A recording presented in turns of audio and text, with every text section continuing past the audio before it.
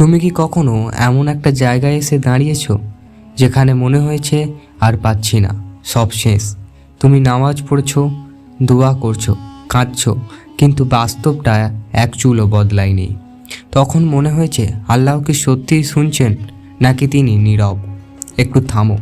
এই প্রশ্নটা যদি কখনো তোমার মনে এসে থাকে, তাহলে এই ভিডিওটা শেষ পর্যন্ত দেখা পর্যন্ত একদমই ছেড়ো না। কারণ আজ তুমি জানবে আল্লাহ কখনো নীরব নয়, তিনি শুধু তোমার ঈমান পরীক্ষা করেন। ভাবো, একজন মানুষ, চারদিকে অন্ধকার, কোনো পথ নেই, কোনো সাহায্য নেই, বন্ধুরা দূরে সরে গেছে, পরিবারও আর ভরসা দিতে পারছে না। ঠিক তখনই সে বলে, ইয়ে আল্লাহ, আমি হাল ছেড়ে দিলাম, সব কিছু তোমার হাতে। আর এখানে শুরু হয় একটা অলৌকিক অধ্যায়। কিন্তু প্রশ্ন হলো, আল্লাহের ওপর ভরসা মানে কি শুধুই হাত গুটিয়ে বসে থাকা, নাকি এর ভেতরে লুকিয়ে আছে এমন এক শক্তি যা পাহাড়ও সরিয়ে দিতে পারে? এই প্রশ্নের উত্তর জানলে তুমি আজকের পর জীবনকে অন্য চোখে দেখবে। অনেকে ভাবেন, আমি কি কিছুই করব না, আল্লাহ সব করবেন। এটা তাওয়াক্কুল না, এটাই অলসতা। তাওয়াক্কুল মানে নিজের সর্বোচ্চ চেষ্টা করা, তারপর ফলাফল পুরোপুরি আল্লাহের হাতে ছেড়ে দেওয়া। নবী উটের ঘটনা জানো?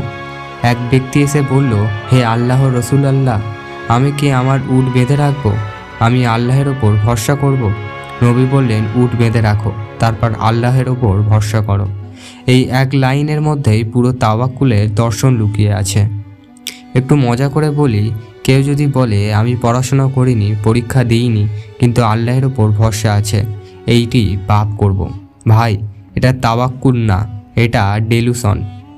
আল্লাহ অলৌকিক সাহায্য দেন, কিন্তু অলসদের জন্য নয়, বরং সবরকারীদের জন্য। কেন আল্লাহের আগে পরিস্থিতি কঠিন ঠিক করেন? এখন একটা গুরুত্বপূর্ণ প্রশ্ন। যদি আল্লাহ আমাদের ভালো চান, তাহলে তিনি কেন কষ্ট দেন? কারণ সহজ, আল্লাহ তোমাকে ভাঙেন না, তিনি তোমাকে গড়ে তোলেন। যেমন সোনা আগুনে না পোড়ালে খাঁটি হয় না, তেমনি ঈমানও পরীক্ষার আগুনে না পড়লে শক্ত হয় না।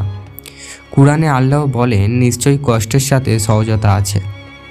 খেয়াল করেছো, আল্লাহ বলেননি কষ্টের পরে, বললেন কষ্টের সাথে সাথে। মানে তুমি যেটাকে আজ দেখছো না, সেটা হয়তো এই মুহূর্তেই তোমার চারপাশে ঠিক তৈরি হচ্ছে। হয়তো তুমি আজ রাতে একা কাঁদছো, হয়তো কেউ জানেও না তোমার ভেতরের যুদ্ধটা। কিন্তু শোনো, আল্লাহ জানেন তোমার প্রতিটা অশ্রু তিনি গুণে রাখেন। এবং ঠিক সেই মুহূর্তেই যখন তুমি বলো, ইয়ে আল্লাহ, আমি আর পাচ্ছি না, ঠিক তখনই আল্লাহ বলেন, এখন তুমি প্রস্তুত। অলৌকিক পরিবর্তন কখন শুরু হয়?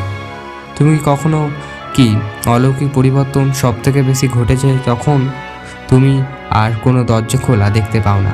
কিন্তু প্রশ্ন হলো, কোন তিনটা লক্ষণ দেখলে বুঝবে আল্লাহ তোমার জন্য কিছু বড় প্ল্যান করছে?